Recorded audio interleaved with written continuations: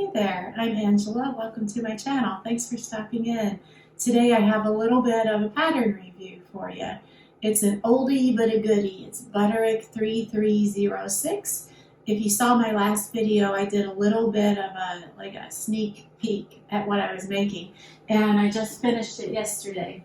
So I'd just like to tell you guys a little bit about what I liked about the pattern, if there was anything that I didn't like, and so forth. And I'll give you a little twirl to show you how it looks. So stay tuned.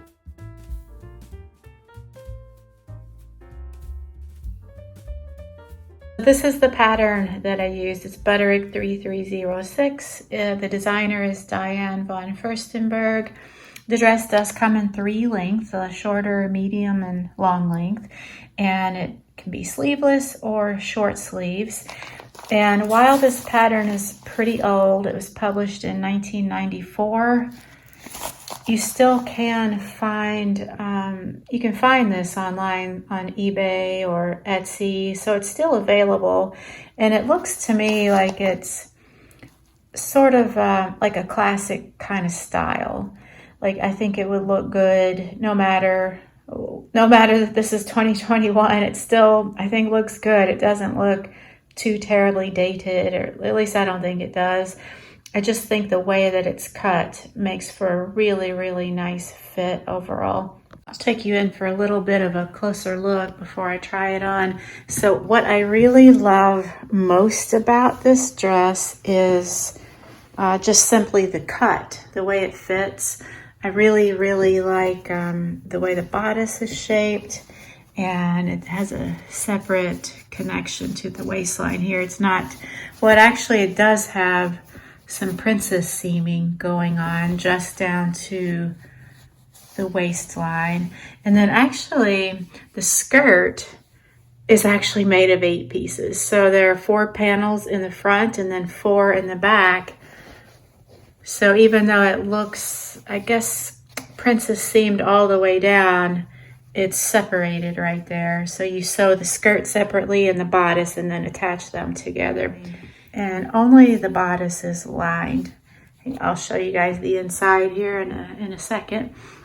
Another thing that I really love about this dress is on the left side, as you're wearing it, it has this really great button detail. I'll give you a little bit of a closer look here in a minute. And then along the back, it has a 20-inch zipper. So yeah, I'll get it off the hanger here and show you some details. Looking at it from the back side, and I have it pretty much completely unzipped. And you can see that just the bodice is lined.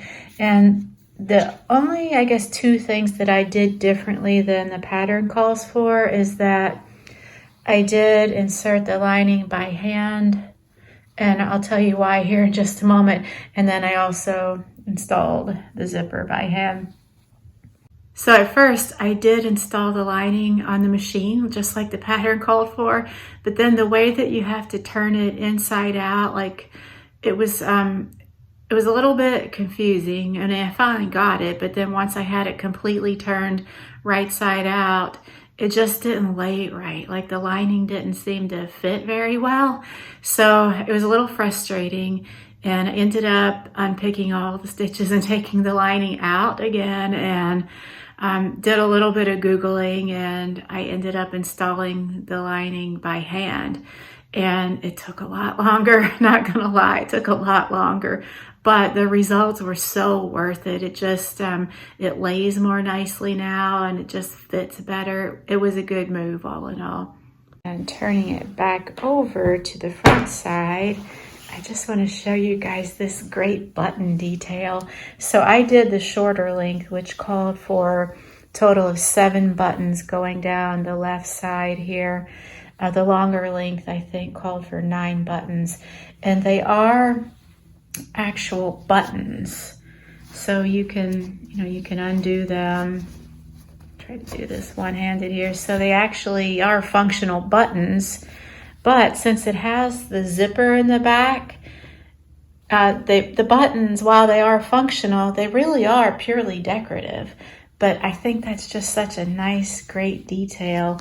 and just finding some buttons that looked pretty good with the fabric. I was going to go with straight solid black at first, but it was a little too striking of a contrast. So then I thought I would pick out this kind of, this is like a navy, it's like a navy blue, and the navy blue buttons that I found just didn't really look right either. They were too like much of a bright blue. So I found these that are still black, but they're more, they're kind of muted or like toned down. They're not like a real sharp, they're a soft black, I guess you would say. And I feel like they look really good with this fabric. And the fabric was really, really good to work with. This is a stretch cotton poplin that I got from Mood Fabrics. It feels nice and it's really, really easy to sew on. It behaved very nicely. I think that they do still have this available, and I'll find a link and put that down in the notes. And then for the lining, I just used, it's like a China silk, but it's polyester, but it has that same feel and like weight of a China silk.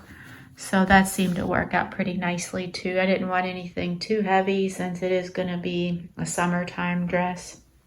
So I'll go ahead and show you guys what it looks like. I'm so pleased with this dress, and I'm looking forward to wearing it when spring comes. I think it would be like the perfect dress to wear to a wedding or, you know, something of that nature, some type of summer, spring event.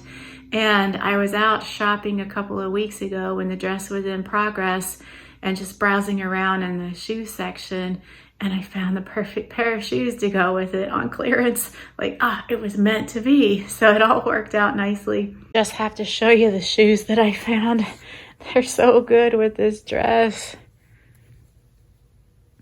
I couldn't believe it when I saw these, and they were on clearance. And so I was really lucky that they had a pair in my size. It's one of those serendipitous things that when you see it, you know that it's going to be perfect. So you just have to go ahead and get them, even though you might not have been planning to get shoes that day.